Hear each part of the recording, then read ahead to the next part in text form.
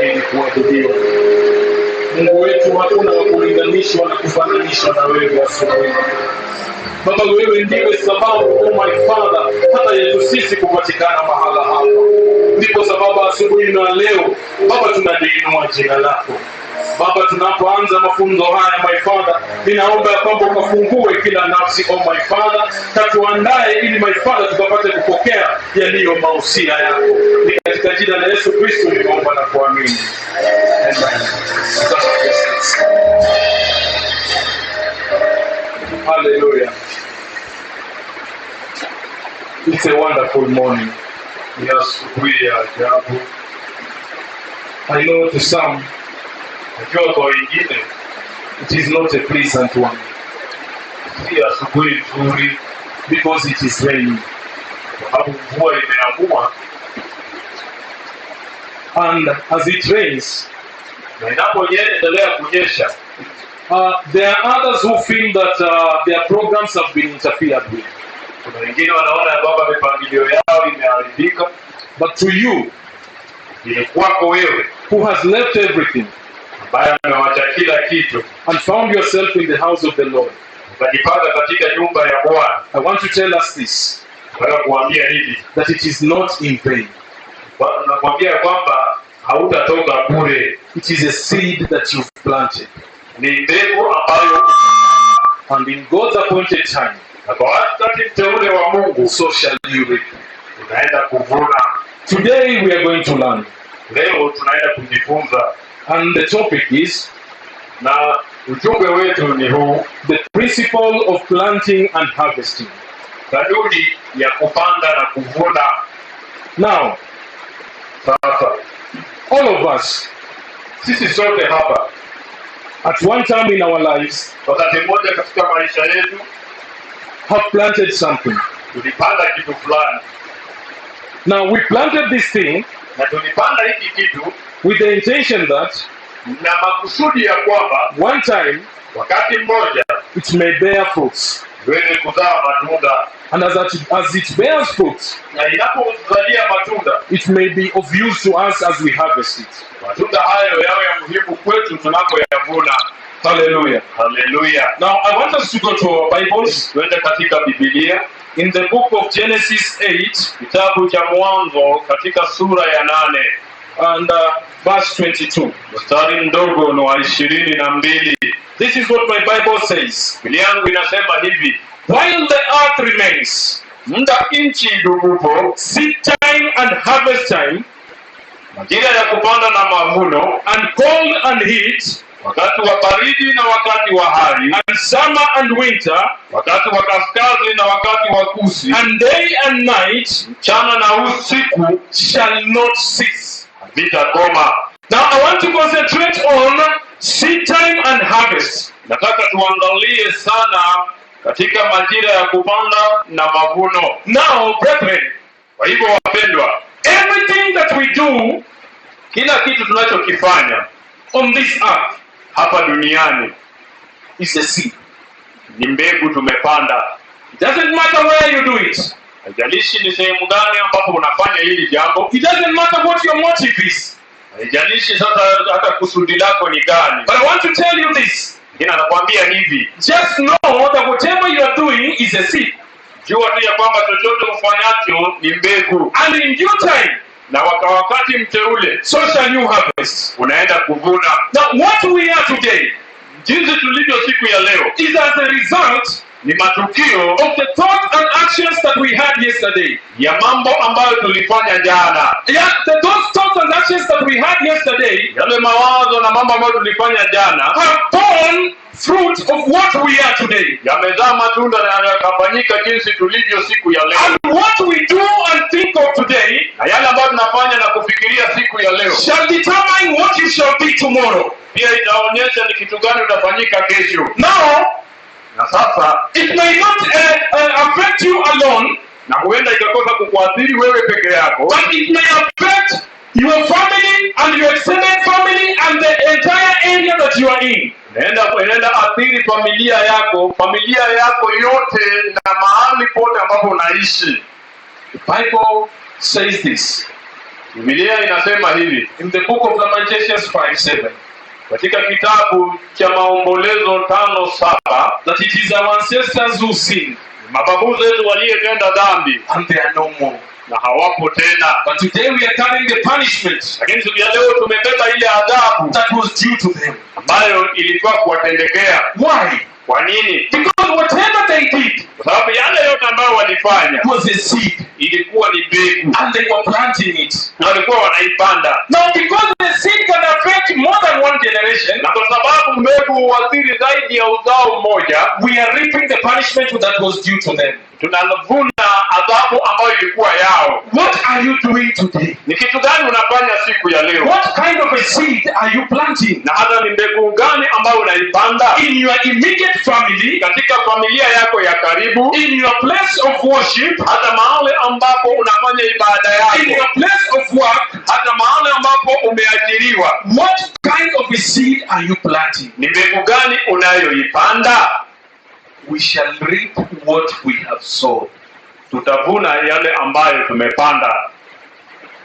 Do not deceive yourself Usije ukajidanganya that you will plant maize kwamba utapanda mbegu ya mahindi and expect to reap beans. na utarajie kuvuna maharagwe. It has never happened under the sun. Haijawahi fanyika chini ya jua. What you plant, Kile ambacho umepanda, so shall you reap. hicho tu ndicho utavuna. And when it comes to reaping time, Na ikifika wakati wa mavuno, the Bible says Biblia huwa inasema that yours shall be pressed, yako itakuwa imevinyiliwa, shaken, imetikiswa and overflowing. na inatiririka. Now, what are you planting today? Sasa ni kitu gani unapanda leo wewe? If you plant love, Ukipanda upendo, so shall you reap love. hata wewe utavuna huo upendo. If you plant deceit, Ukipanda uongo, so shall you reap deceit. utakutana na wadangaji wengi sana. If you plant adultery, Ukipanda hata uasherati, so shall you reap adultery. utavuna huo uasherati tu. If you plant murder, Hata ukipanda mauaji, so shall you reap murder. wauaji watakutana na wewe. If you are generous, Kama wewe ni mkarimu, so shall God be generous to you. Mungu pia atatuma watu wakarimu kwako. What are you planting today in the lives of others? Unapanda kitu gani katika maisha ya watu wengine? Now, Sasa let us go to the book of Galatians 7-8. nende katika kitabu cha Wagalatia, Galatians 7.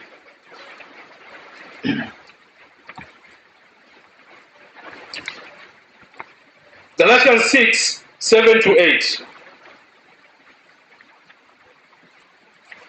This is what the Bible says. Wagalatia 6:5-7. One who is taught the word must share all good things with the one who teaches. Yule ambaye anafunzwa neno lazima ashiriki mambo yote mazuri pamoja na mwalimu wake. Now verse 7 says this. Mstari wa 7 unasema hivi: Be not deceived.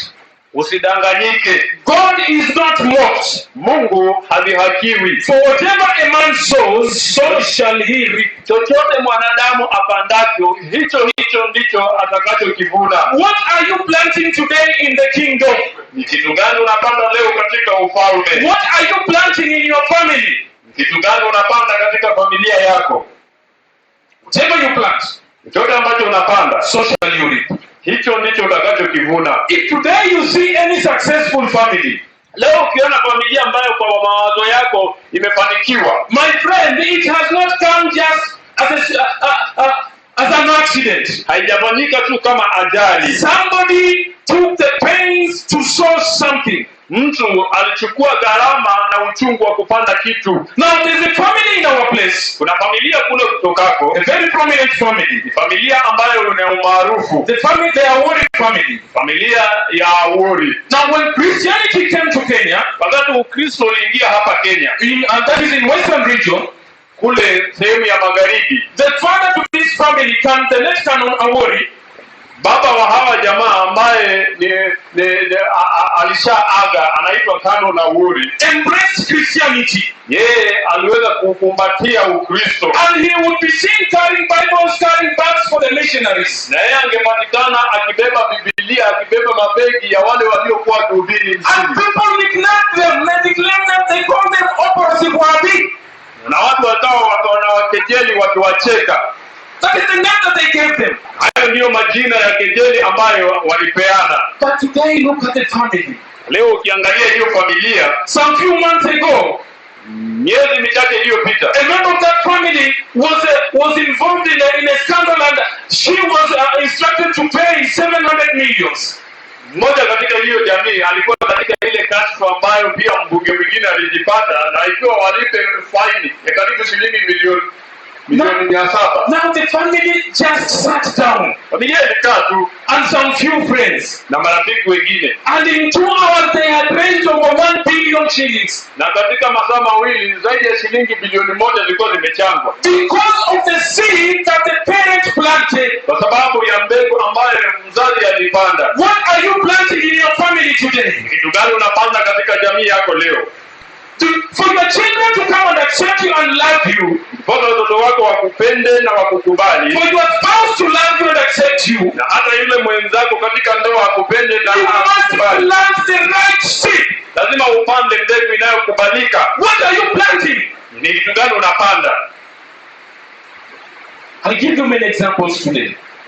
Bwana wapa mifano mingi leo. There's another family in our place Zoza, kuna familia pia kule kwetu, where theft and stealing is the order of the day.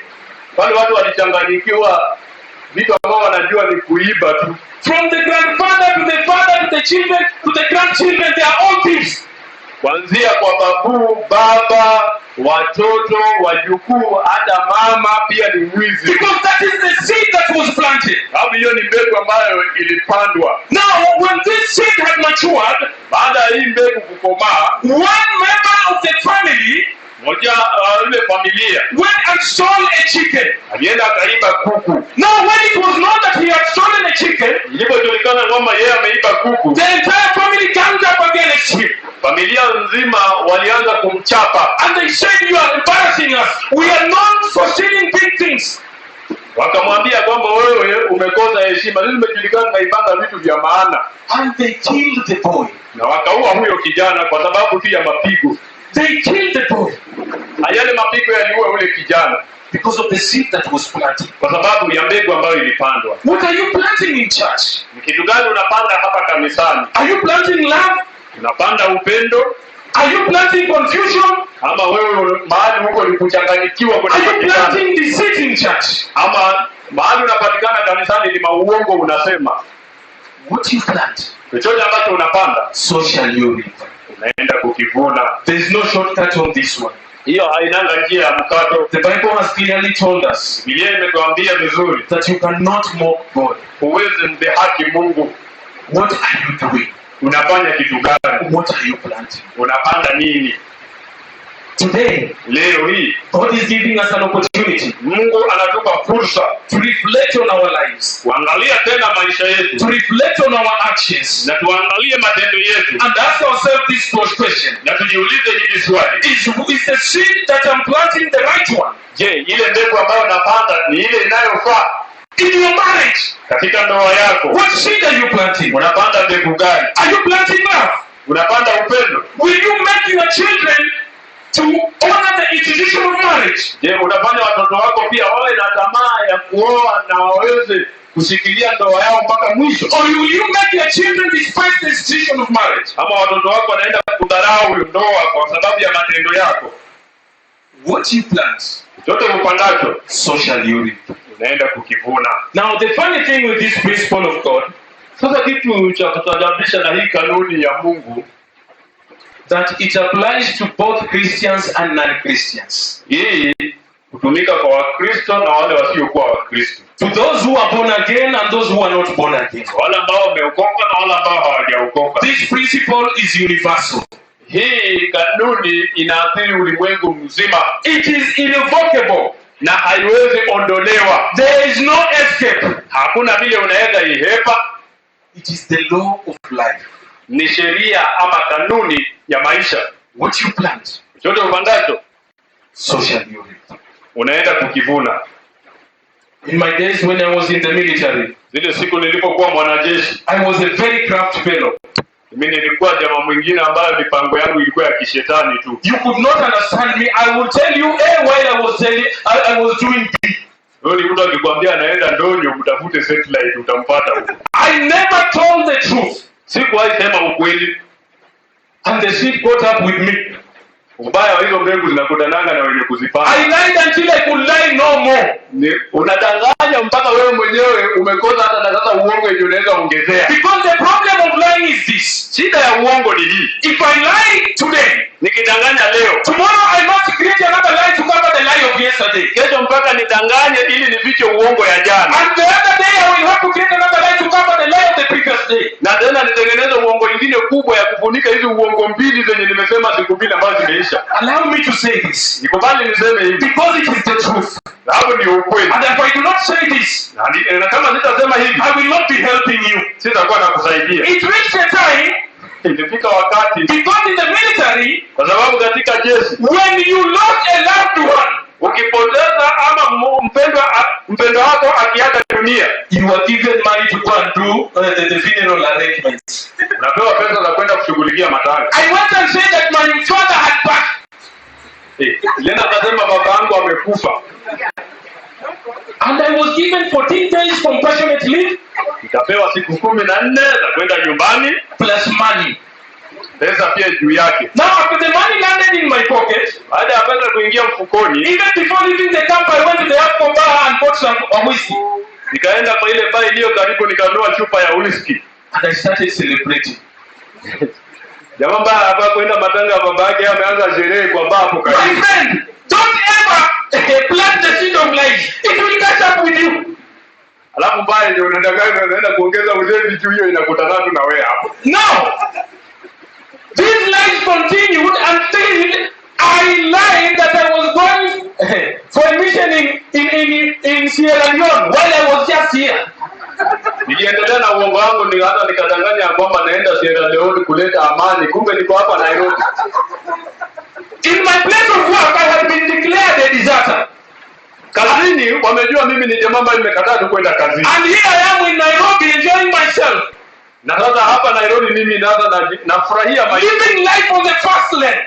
Weka uongo kwa kila kitu. It was the same father who had said that I died to come and look for me in Nairobi. Baba yake ambaye alikuwa amekufa hapo kale alikuja tena kumtafuta Nairobi. And he took me back to Mombasa to my former military camp. Sasa baba mwenye amekufa tena akampeleka kwa kambi yake. Now when we arrived there, nilipofika pale, I was asked, "Kwani hapo babako amefufuka?" I could not answer anything. I could not answer anything, my friends. Mwongo yake ni fupi kweli. And the commanding officer looked at me and told me, "Wewe ni jambazi, wewe ni mkora. I'm sending you home under the condition known as service no longer required, which is subject to the army commander's approval." Na kutuma nyumbani sasa, wewe mambo yako hatuyataki hapa. Now my father who had not resurrected, we could not look at one another in the eyes. Sasa baba ambaye tena nilikuwa nimetangaza amekufa hapa, sasa hata kuwezi angaliana. Be careful with what you are doing. Wewe kwa hii uongo wenu ndogo ndogo hii. Be careful with the seed that you are planting. Chunga hii mbegu ambayo unapanda. It will catch up with you. Ngoja siku ile itakufunua tu hapa nje ndio utakuwa. And when it catches up with you, itakapokufunua, utatamani ardhi ipasuke ikumeze na haitapasuka. Sasa hata ardhi ukataa, huwa utakuwa kama mjusi ambaye ametoka juu ya mti akaanguka chini. What seed are you planting? Unapanda mbegu gani? I never told my wife any truth. Kama niliwaambia mke wangu ukweli, I was never lying. Uongo ndio ulikuwa sheria yangu. Crafty. Na mipango yangu ilikuwa ni ile ya kubuni mambo ambayo ni mbaya. Don't wait to go through the experience that I went through. Usingoje kupitia ile ambayo nilipitia. Plant the correct seed. Panda mbegu ambayo inakubalika. A seed that will bear the right kind of fruits. Mbegu ambayo itazaa matunda ambayo inafaa. A seed that is acceptable before God. mbegu ambayo inakubalika mbele za Mungu, a seed whose product will glorify and exalt the name of God. mbegu ambayo matunda yake itainua neno la Mungu. What you plant Kile ambacho unapanda is what you will sow. kile ambacho ndio hicho ambacho unaenda kuvuna. Now this is always good news to those who are doing the right thing. Hii ni habari njema kwa wale ambao wanafanya mambo ambayo ni mazuri. And I want us to look for some characters in the Bible Nataka tuangalie watu fulani katika Biblia who are always doing the right thing, ambao walikuwa wanafanya vitu ambavyo vinafaa, and how this seed na vile hizi mbegu zao came to their rescue when their time of need came. ziliwaokoa wakati walihitaji. I want us to go to the Bible in the book of Isaiah 38:5. Twende katika kitabu cha Isaya 38 mstari mdogo wa 5. This is the story of King Hezekiah. Hii ni hadithi ya mfalme Hezekiah. Hezekiah was a man, or was a king, Hezekiah alikuwa mfalme who was always doing what was right before the eyes of God. ambaye alikuwa anafanya vitu ambavyo vinafaa mbele za Mungu. And it reached a time Ikafika wakati when God sent Prophet Isaiah before him Mungu akatuma nabii Isaya to deliver a message. apelekee Hezekiah ujumbe. Now allow me to read Isaiah 38 from verse 1. Bali nisome Isaya 38 kuanzia mstari mdogo wa kwanza. In those days was Hezekiah sick and near death. Isaiah the prophet, son of Amos, came to him and said to him, Thus says Yahweh, set your house in order, for you will die and not live. Then Hezekiah turned his face to the wall and prayed to Yahweh and said, Remember now, Yahweh, I beg you, now I have walked before you in truth and with a perfect heart, and have done that which is good in your sight. Hezekiah wept bitterly. Then the word of Yahweh came to Isaiah, saying, Go and tell Hezekiah, Thus says Yahweh, the God of David your father, I have heard your prayer, I have seen your tears. Behold, I will add 15 years to your life. Siku hizo Hezekiah aliugua akawa katika hatari ya kufa, na Isaya nabii mwana wa Amozi akaenda kwa mfalme akamwambia, Bwana asema hivi, tengeneza mambo ya nyumba yako, maana utakufa wala hautapona. Basi Hezekiah akajigeuza akaelekeza uso wake ukutani akamwomba Bwana, akasema, Bwana, kumbuka haya na kusihi kwamba nimekwenda mbele zako katika kweli na kwa moyo mkamilifu na kutenda yaliyo mema machoni pako. Hezekiah akalia sana. Ikawa neno la Bwana likamjia Isaya kusema, enenda ukamwambie Hezekiah, Bwana Mungu wa Daudi baba yako asema hivi, mimi nimeyasikia maombi yako, nimeyaona machozi yako. Tazama, nitaziongezea siku zako kiasi cha miaka 15. Hallelujah. Hallelujah. The Bible says that Isaiah was a servant of, was a king who did what was right before the eyes of God. Anasema kwamba Hezekiah alikuwa mfalme aliyetenda mambo ambayo yanafaa machoni pa Mungu. But look at the same God who Isaiah did everything right before his eyes. Angalia huyu Mungu ambaye Hezekiah alifanya mambo yanayofaa machoni mwake. Sends his prophet and tells him, put your house in order for you are going to die. Anatuma nabii kwa Hezekiah anamwambia, tengeneza mambo ya nyumba yako maana utakufa. But Isaiah remembered the things that he had done right in the eyes and in the house of God. Hezekiah akakumbuka mambo aliyotenda yanayofaa katika nyumba na machoni pa Mungu. And he petitioned God using the same. Na akamuuliza Mungu akitumia hayo. And because our God is a God of a second chance, sababu Mungu ni Mungu wa fursa ya pili, sent the same prophet who had declared death upon Hezekiah. Alituma yule nabii ambaye alikuwa ameleta ujumbe wa pale awali kwa Hezekiah. And tells him, anamwambia, thus says the word of Lord, hivi ndivyo asema Bwana, I have added you 15 more years. Ni kuongeza miaka 15. Today, leo hii, what do you have to remind God of? Unaweza mkumbusha Mungu nini? What do you have that you will tell God that will make God change his mind? Je, ni nini ambacho uko nacho utaambia Mungu msababishe kubadilisha mawazo yake? What is it that you are doing in the kingdom that when you are about to die, when people petition God, God will listen to them? Ni nini unafanya katika ufalme ukiwa karibu kufa, watu watamlilia Mungu na Mungu akaweze kukurejesha? Take stock of your life. Hebu kadiria maisha yako. There are some people, na watu wengine when they die, wakikufa. Even the wife says, "Oh, nimepumzika." Hata mke pia ataona ni kama maombi imejibiwa. When you die, ukifa, even the children say, "Hallelujah, fadhali ndio jamaa ametuondokea." hata watoto pia maombi imejibiwa kwa kifo chako. But there are people, Ili kuna watu when they are not even dead, when they are sick, kama si ati wamekufa, wakiwa tu wagonjwa, their impact, they are not being available to do some things will be felt by magnitudes. ushawishi wao watu watahisi ya kwamba hayupo. What are you doing today? Nafanya kitu gani leo wewe? What are you doing today, my brother? Ndugu yangu, ni kitu gani unafanya leo? It is my prayer. Ni ombi langu, Then may I do what is right before the eyes of God. nifanye kinachostahili machoni mwa Mungu. It is my prayer Ni ombi langu that I have something to remind God about niwe na kitu cha kumkumbusha Mungu when I'm on my deathbed. wakati nipo katika kitanda changu cha mauti. It is my prayer Ni ombi langu that thing mama, hicho kitu will provoke God kitakuja mshawishi Mungu to change his decision upon my life abadilishe mawazo yake katika maisha yangu, and give me another chance to continue living and serving him. niendelee kuishi nikimtumikia. What are you doing today? Ni kitu gani unafanya leo wewe? Church, Kanisa, this is an opportunity that God is giving us hii ni fursa ambayo Mungu anatupea to turn our ways round. kubadilisha njia zetu. The truth is that Ukweli ni kwamba we've gone astray. tumepotoka. Let us turn our ways Acha tubadilishe njia zetu and plant the right seeds, na tupande mbegu zinazostahili. so that at the harvest time, Wakati wa mavuno, God will be glorified through the seed. Mungu atatukuzwa kupitia kwa hayo mavuno. And let me tell you one thing. Acha nikwambie kitu. God surprises me every time. Mungu kunishangaza kila wakati. There are seeds that will yield their harvest in a short time, Kuna mbegu ambazo tutavuna baada ya muda mfupi, and there are seeds that will yield their harvest after a long time.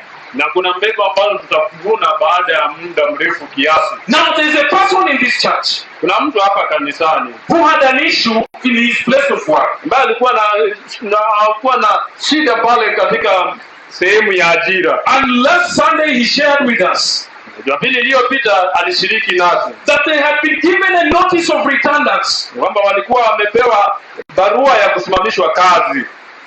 And after the service, Baada ya ibada, we went to the office and we were given tea with bread.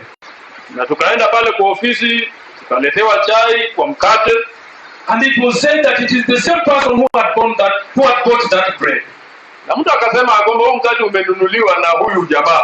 And we made a declaration Tukatangaza, that, Father, ambia Mungu, may this bread be a seed acha huu mkate uwe mbegu that will intercede for thy servant. ambayo inaenda kuombea mtumishi wako. And may this seed Acha hii mbegu fight on his behalf. ipigane kwa ajili yake. And it was told to me was it on Wednesday or Thursday, Ilipofika siku ya Alhamisi, that the redundancy had been revoked. kwamba ile barua ya kusimamishwa kazi ilikuwa imefutiliwa mbali. Hallelujah. Amen. What seed are you planting? Wewe nao unapanda mbegu gani? There are some wars that you will never win if you don't plant the right seed. Kuna vitu vingine kusema ukweli utaishinda kama haupandi mbegu inayostahili. We shall continue crying. Nduru tutaendelea tu kupiga, We shall continue lamenting. kuomboleza tuendelee nayo. But until we plant the right seed, Tusipopanda mbegu inayostahili, we shall never come out of our situations. hatutoki katika hiyo hali. Once again, I ask you, Mara nyingine nakuuliza, what seed are you planting? unapanda mbegu gani? The right seed Mbegu inayostahili will bear the right fruit. italeta mavuno yanayostahili. And such a fruit, Mavuno kama hayo, God cannot forsake. hiyo Mungu huwa hapuuzi. Now, another principle of planting and harvesting Kanuni nyingine ya kupanda na kuvuna, is that you may plant something little, huenda ukapanda kitu kwa uchache, but you will harvest more. lakini utavuna kikiwa kingi sana. We reap more than we sow. Mavuno yanakuanga mengi kuliko mbegu. Why is it that farmers plant? Kwa nini wakulima wao wanapanda? It's because they have the expectation to reap abundantly. Kwa sababu wana matarajio ya kuvuna kwa wingi. Now, as much as you will reap abundantly, hata kama utavuna kwa wingi, plant the right seed. Panda mbegu inayostahili. Some people, watu wengine, are deceived kudanganywa because their present seed, kwa sababu mbegu yao ya saa hii does not appear to be producing an immediate crop. haionekani ikileta mambo ambayo walitarajia kwa haraka. And mostly, na hasa mara nyingi, this goes to the people who are doing the wrong things. hii huenda kwa watu ambao hufanya vitu ambavyo havifai. You may do something today, Huenda ukafanya kitu leo, and you look back, nobody has seen you. ukiangalia nyuma unajiona uko peke yako. And you say, you imeenda na maji namna hiyo. And tomorrow you advance to the next stage. Kesho yake umepanda hatua za kufanya vitu ambavyo umezoea kufanya. And you look behind, nobody has seen you. Angalia nyuma, uko peke yako. Na useme, mimi ni mnoma. The third day you do it again. Mara ya tatu ukifanya, maybe it may not be seen. huenda ikakosa kuonekana. But I want to assure us today, Lakini nakuhakikishia leo, that time will come wakati utakuja when the harvest shall come forth. utaanza kuona tu vitu ambavyo vinafanana na vitu ambavyo ulikuwa unafanya. There is a man I want us to look in the Bible. Kuna mtu ambaye anataka tuangalia hapa kwa Biblia, And that is King David. huyo ni mfalme Daudi. Let us go to our Bibles in the book of 2 Samuel, Twende katika kitabu cha Samueli wa pili, from verse 11. kuanzia mstari wa Mlango wa 11 kuanzia mstari wa kwanza. mlango wa 11 mstari wa kwanza. This is what the Bible says. Biblia inasema hivi: And it happened at the return of the year, at the time when kings go out to battle, that David sent Joab and his servants with him, and all Israel, and they destroyed the children of Ammon, and besieged Rabbah, but David stayed at Jerusalem. Hata ikawa mwanzo wa mwaka mpya, wakati watokapo wafalme kwenda vitani, Daudi akampeleka Yoabu na watumishi wake pamoja naye na Israeli wote, wakaangamiza wana wa Amoni, wakauhusuru Raba, lakini Daudi mwenyewe akakaa Yerusalemu. Now listen, brethren. Sikiliza sasa, There is a very big danger kuna hatari kubwa when people are going out to war, watu wakienda vitani, and you decide to stay behind. wewe nao unabaki nyuma kujibarizi. There is a big danger Kuna hatari kubwa when people are coming to church, watu wakija kanisani, and you decide to stay at home. wewe unabaki kwa nyumba tu. I want us to look at the sequence of events that happened in the life of David. Nataka tuangalie matokeo ya mambo ambayo yalitendeka katika maisha ya Daudi. Now, after sending his people to war, Baada ya kutuma watu wake katika vita, he decided to stay behind. yeye akaamua akabaki nyuma. Now, in those days, Hizo siku it was the king who was to be at the forefront of the war. hata imeandikwa hapa, wafalme walikuwa wanaenda vitani. And David would go to war all the time, but at this particular time, he decided to remain behind. Daudi angeenda vitani kila wakati, lakini huu wakati akatuma watu, yeye akabaki nyuma. Now, let us go to verse 2. Twende katika mstari wa It happened at evening that David arose from off his bed and walked on the roof of the king's house, and from the roof he saw a woman bathing, and the woman was very beautiful to look on. haya. Ikawa wakati wa jioni, Daudi akaondoka kitandani, akatembea juu ya dari ya jumba la mfalme, na alipokuwa juu ya dari aliona mwanamke anaoga, naye huyo mwanamke alikuwa mzuri sana, wa kupendeza macho. Now look, Angalia hapa, kings will go to war at this particular time. wafalme huenda vitani wakati kama huu. David has decided not to go. Daudi ni mfalme, lakini amebaki, haendi. And he decides in the afternoon that let me go up my house and walk and look at my kingdom. Kasema aende kwa chumba cha juu katika kasri lake na atembee akiangalia ufalme wake. And it so happens that there is a woman who is bathing. Inatendeka wakati huo kuna mwanamke naye ambaye kwake hakuwa na babu anaoga wakati huo. And the Bible says Biblia inasema she hivi, was so beautiful to look on. alikuwa mrembo sana. Which means that Hiyo inamaanisha the moment King David saw her, Mfalme Daudi alipomwangalia hivi, he could not take his eyes off her. angeondoa macho yake, aliendelea kumtazama. The moment you refuse to go to war, Ukikataa kwenda vitani, the devil will bring a seed that will take your attraction. Shetani analeta kitu ambacho kitachukua mtazamo wako. Now, because the woman was so good to look on, Kwa sababu mwanamke alikuwa mzuri wa kutazama, David does not realize Daudi hakundui that this is a wrong seed that is being planted in his life. hii ni mbegu isiyofaa ambayo inapandwa kwa maisha yake. Had he been in the spiritual to understand this, Angekuwa katika akiangalia ulimwengu wa kiroho aone hii, he would move out of that place at that particular moment in time. angegeuza macho yake na atoke hapo juu. But what does the Bible says in the verse 3? Biblia inasema ni katika mstari wa 3, In his stupidity, katika ujinga wake David continues and does this. Daudi anaendelea kufanya upelelezi. David sent and inquired after the woman. One said, "Is it this Bathsheba, the daughter of Eliam, and the wife of Uriah the Hittite?" Sasa mbegu ndio hii inaota. Sikia mstari wa 3. Naye Daudi akauliza habari za yule mwanamke. Mtu mmoja akasema, je, huyu siye Bathsheba binti Eliamu mkewe Uria Muhiti? David sent messengers and took her, and she came to him, and he lay with her, for she was purified from her uncleanliness, and she returned to her house. Mbegu inaendelea tu. Basi Daudi akapeleka wajumbe, akamtua, naye akaingia kwake, naye akalala naye, maana yule mwanamke amekwisha kutakasika unajisi wake. Kisha akarudi nyumbani kwake. And because it was a wrong seed that was being planted in the life of David, the devil was not yet through with him. Na kwa sababu ilikuwa ni mbegu mbaya inapandwa kwa maisha ya Daudi, Shetani hajamaliza. Bible says in verse 5, Mstari wa 5 unasema hivi, the woman conceived, yule mwanamke akachukua mimba, and she sent and told David and said, "I am with a child."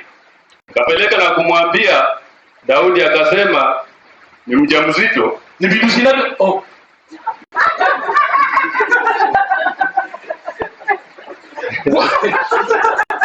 What is it that you're planting Ni vitu gani wewe unapanda hapa sasa? in your place of work, Kule mahali umeajiriwa, where you live? mahali unaishi, What seed are you planting? ni mbegu gani unapanda wewe? David allowed this seed to be conceived.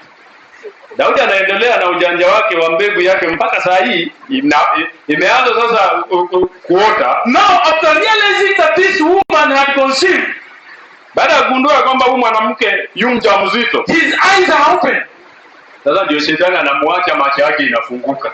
and he starts asking himself, Anza kujiuliza, "Now what shall I do? nifanye nini? What shall I do?"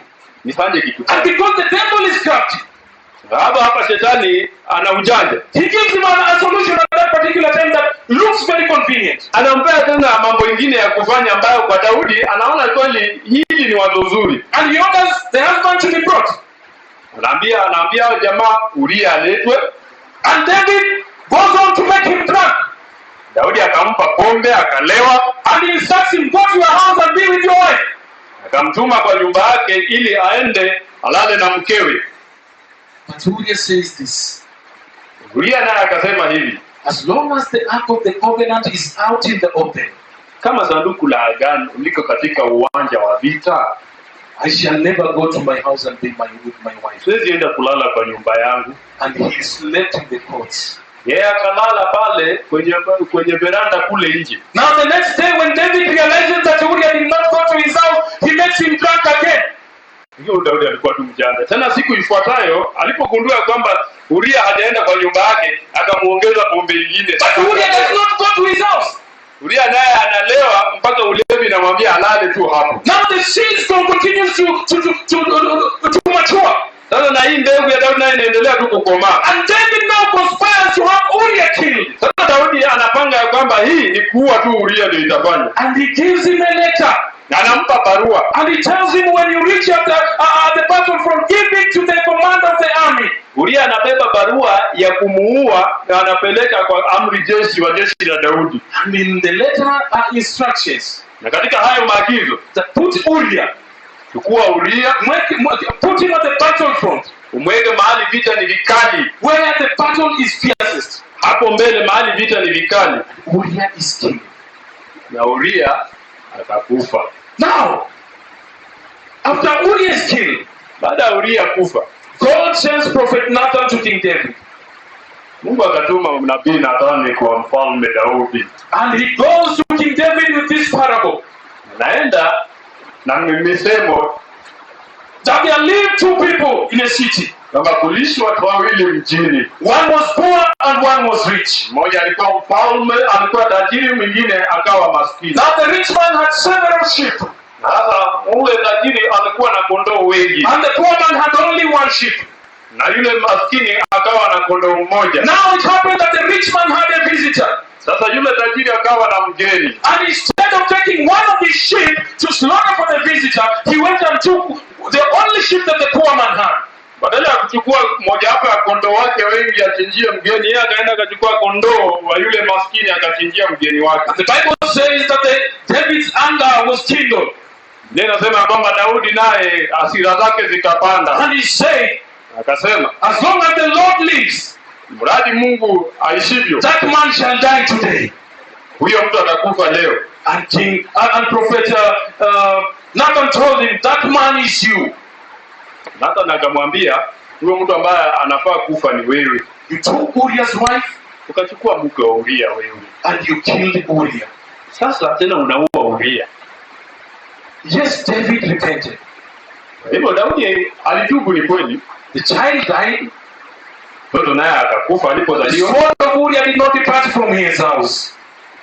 Ule upanga wa Uria haukuwahi ondoka kwa nyumba ya Daudi. Now, after the killing of Uriah, Baada ya kumuua Uria, it so happens that the seed of adultery that had been planted by David kafanyika ya kwamba yule mbegu ya uasherati ambayo ilipandwa na Daudi starts manifesting itself in his house. ile mbegu ya uzinifu ikaanza kuonekana sasa kwa nyumba yake He vizuri. had a son by the name Amnon, Akawa na mwana aitwaye Amnoni, and he had a daughter by the name Tamar. akawa pia na binti aitwaye Tamar. And the Bible says that Amnon coveted Tamar to the point that he fell sick. Amnoni alimtamani Tamari kwa kiwango ambacho alikuwa mgonjwa And he ended up raping her. na akambaka.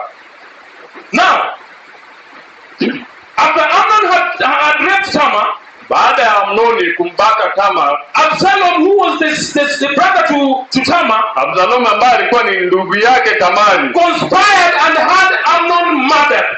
alipanga tu vizuri na vijana wa Daudi wakakutana na kamuua Amnoni tena. Whatever you are doing today, my brother, my sister, Kila ambacho unafanya leo ndugu yangu na dada yangu, you shall surely come and reap.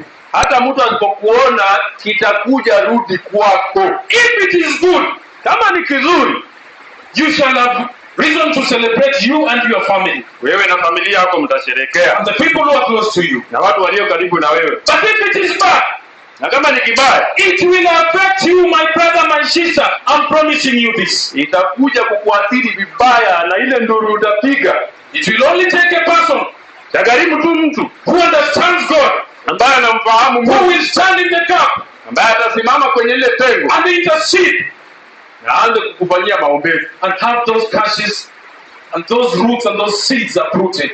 ambaye atafanya hata hizo laana zikuondokee From your family line. ziondoke katika familia yako. In our family, Katika familia yetu it was a priestly family in our clan. ilikuwa ni familia ambayo ilikuwa na makuhani And katika ule ukoo. we were the custodians of the things to do with the altars in our place. Na sisi ndio tulikuwa watu wa kuweka yale mambo Now, ya zile miungu.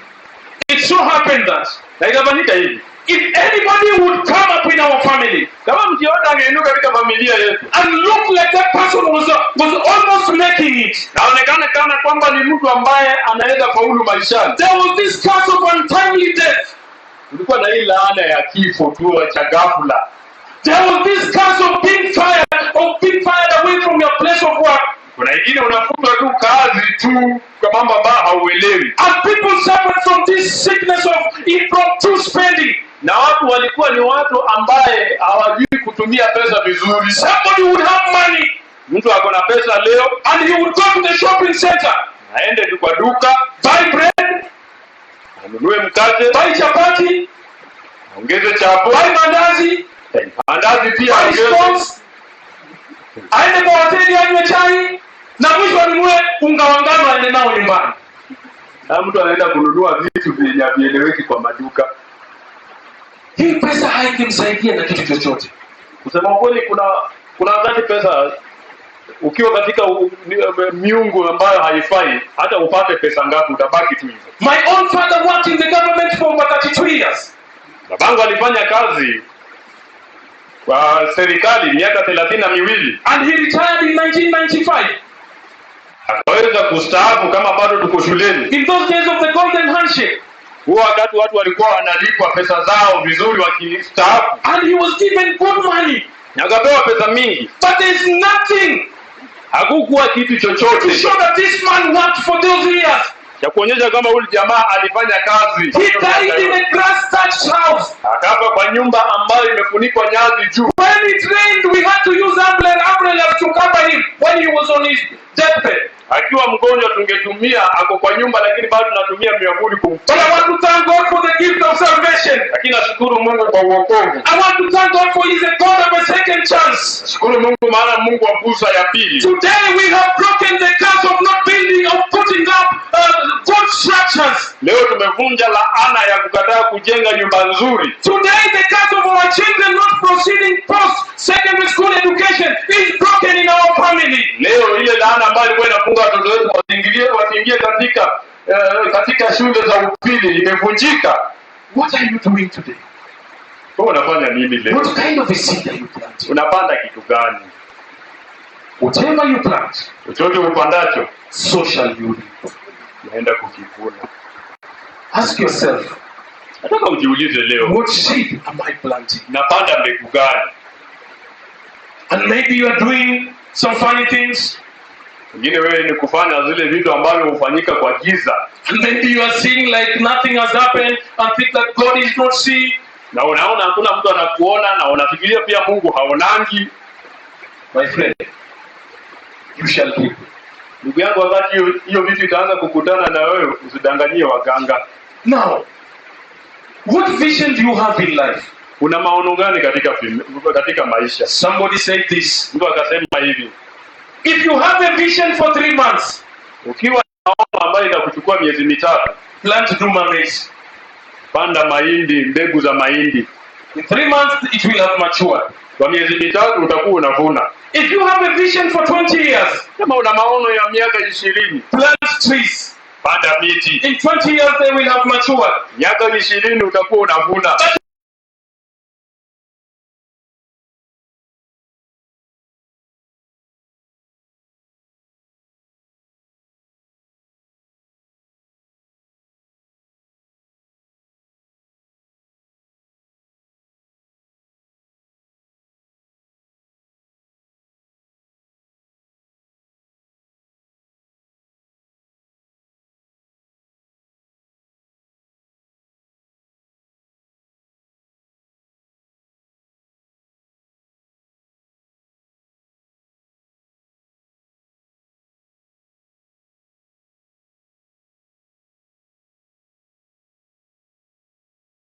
Planting the right seed. Napanda mbegu inayostahili. A seed that will last for eternity.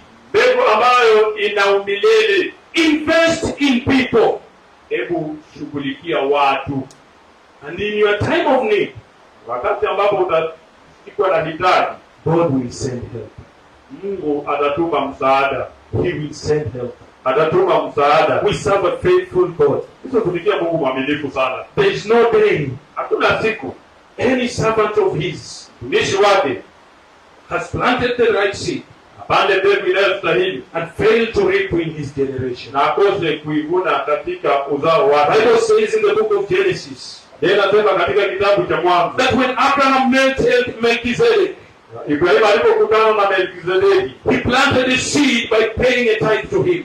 alipanda mbegu kwa kulipa fungu la 10 kwa Melkizedeki. The same Bible says Biblia hiyo pia inasema that Levi, kwamba Lawi whom we pay tithes to, ambaye sisi humlipa fungu la 10, he also paid a tithe to Melchizedek because he was in the loins of Abraham.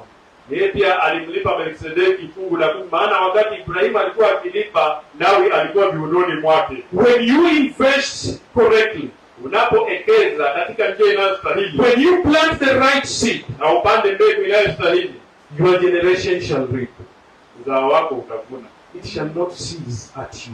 Haitakwama tu na wewe peke It yako, will only cease at you itakwama nawe tu peke yako if you have a short vision. kama una maono mafupi. But if you have a vision for eternity, Lakini kama una maono ya milele, invest in people, ekeza ndani ya watu, and it shall come back to you. na itarudi kwako. It shall come back to you, my brother. Itarudi kwako ndugu It shall yangu, come back to you, my sister. itarudi kwako dadangu. There are moments in my life Kuna wakati katika maisha yangu when I pass through hard times, mimi kupitia maisha when I feel like giving up, na hizi kuachana na kila kitu, when I start asking God, naanza kumuuliza the Lord, am I doing the right thing? Mungu, ninafanya vitu ambavyo nastahili Or Lord, am I making a mistake? ama ninafanya makosa? There have been times when things get stuck, Kuna ile wakati vitu hukwama but because of the seed that God has instructed me to plant, kwa sababu ya mbegu ambazo Mungu ameniagiza kupanda. He sends help Yeye huduma msaada, and He gets me out of those tough situations. aniondoa katika zile hali ngumu.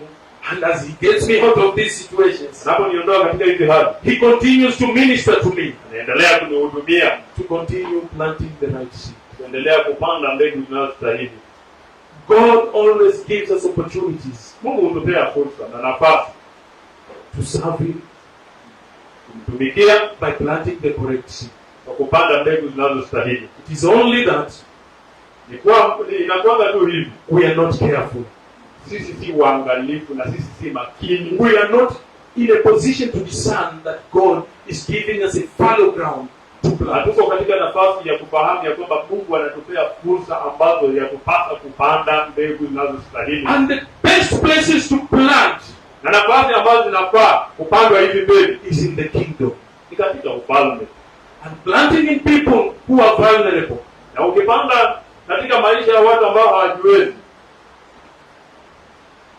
that seed hiyo mbegu will not go to waste. haiwezi haribika. That seed will not be choked by thorns. Hiyo haiwezi zuiwa kuchipuka na miba. That seed will germinate to maturity, Hiyo mbegu itaota na itamea na itakomaa and it shall give forth a harvest. na italeta mavuno.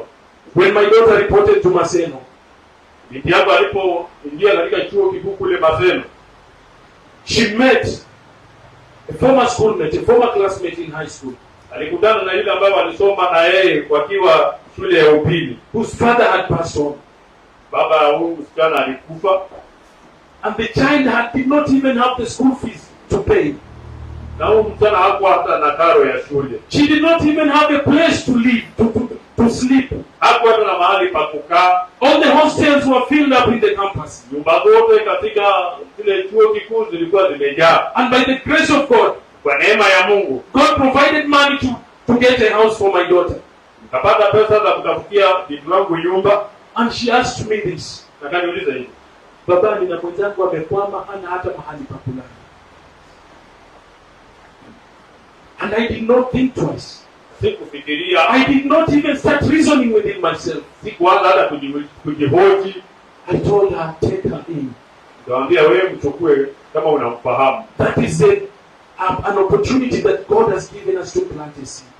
Hiyo ni fursa ambayo Mungu ametupea kupanda hiyo mbegu. And in due time, Kwa wakati unaostahili, this seed will germinate. hii mbegu itachipuka. In due time, Wakati unaostahili, this seed will give forth a harvest. hii mbegu italeta mavuno. And this harvest Na hii mbegu na haya mavuno will glorify the name of God.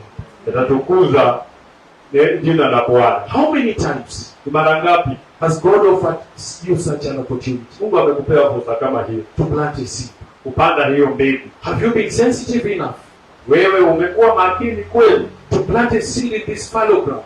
kupanda mbegu katika huu udongo unayostahili. It is my prayer this afternoon. Ni ombi langu siku ya leo. That God is going to open our spiritual ears. Mungu afungue macho na masikio yetu ya kiroho. That we may be able to discern things. Ili tuweze kupambanua vitu. And opportunities that God is unveiling unto us. Na zile fursa ambazo Mungu anatujalia. To plant godly seeds. Kupanda mbegu ambazo ni za kiungu. Let's bow our heads down and pray. Namisha vichwa vyetu na tuombe. Father, we thank you. Baba, tunakushukuru. Father, we worship you. Baba, tunakuabudu. Father, indeed, we exalt your name this afternoon.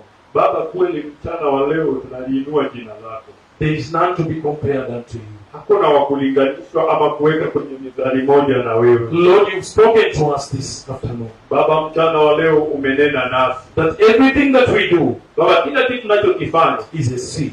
Ni mbegu. And Father, as a seed is planted, Baba, vile mbegu inapandwa, it surely comes, oh my Father, to maturity. Huwa inakomaa. And Lord, we harvest what we've planted.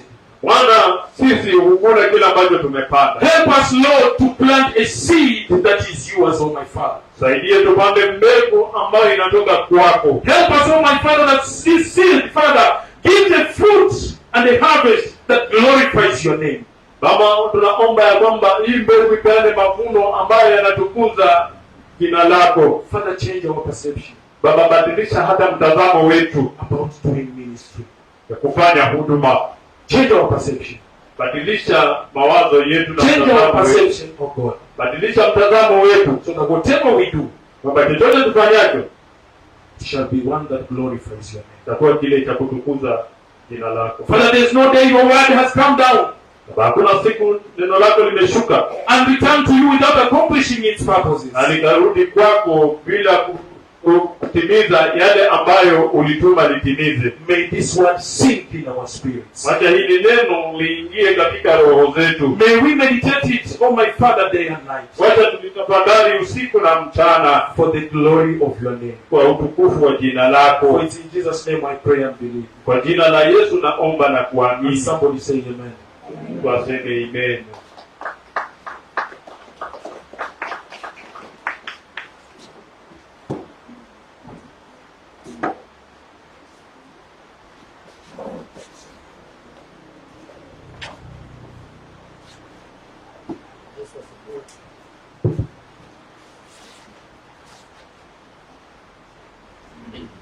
Yesu asifiwe. Mungu ni wa ajabu kwa kuwa alikusudia tujifunze jinsi ya kupanda na aina ya mbegu ya kupanda. Nashangaa pia anaamua kunyunyizia mvua. Yesu Kristo asifiwe. Sasa maisha mbegu yote ambayo itapanda